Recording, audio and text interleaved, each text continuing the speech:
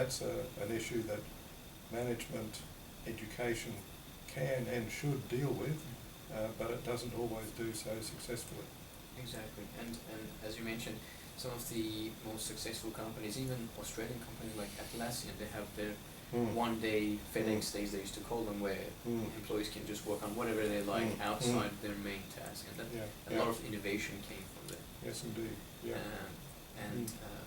Well, thank you very much for all that information. Is there anything else? So how can we actually push Australia forward in terms of leadership, education, and to kind of grow a larger body of work where we can teach more leaders and managers how to be more effective in the organizations, so that their employees can perform better, be more engaged, be more productive, so that Australia can go to the next stage?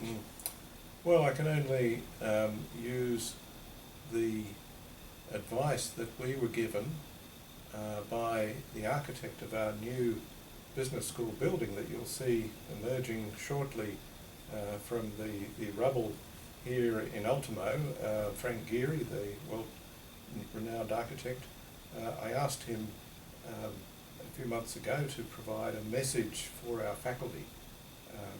If there was a single message he'd like to give us to think about the future of management education, what would it be? And he just wrote back and he said, imagine the future and you will soar. Okay, so he's a poet, he's an artist, but that's effectively what we must say to our next generation leaders. Imagine what the future can be like, and then work out what are the pathways to achieving it. Work out what kind of pathways you can create for your employees if you become a manager to achieve it. Try to supersede the mistakes, the restrictions, the insecurities, the lack of confidence, essentially, of the generation you're replacing.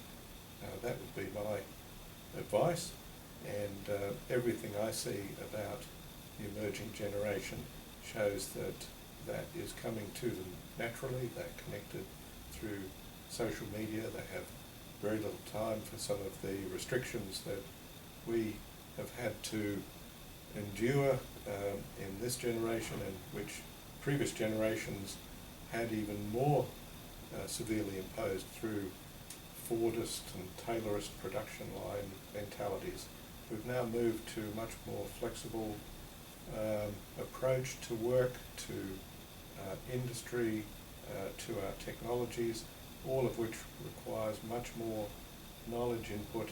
And once knowledge is recognised as the source not only of creativity but of wealth, then companies and markets will follow. Fantastic. Well, that ends our interview. Thank you very much, Professor Green, again, for Thanks your for time. having me. Thank you. Thank you, everyone. Thank you.